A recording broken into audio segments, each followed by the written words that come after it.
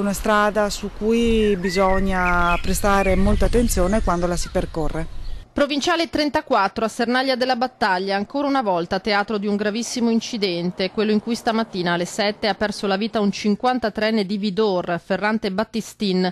Immagini drammatiche quelle del sinistro, altrettanto impressionanti quelli dei mezzi coinvolti, 2 furgoni che si sono scontrati frontalmente all'altezza di una semicurva.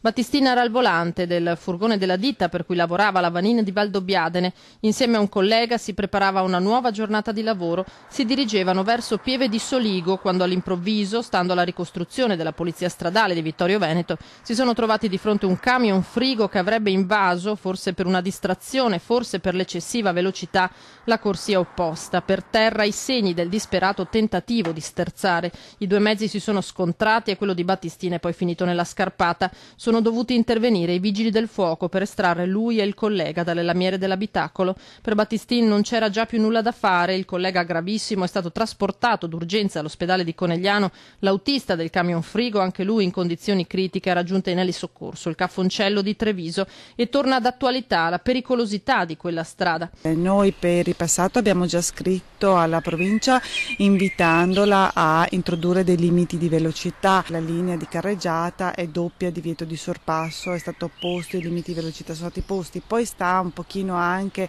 al senso civico dei cittadini capire che non ci troviamo in autostrada e adeguare la velocità. Battistin, originario di San Stino di Livenza, abitava con la compagna da circa un anno in via Canaletto, profondo il cordoglio tra Vidore e Bigolino, dove vivono i parenti della coppia.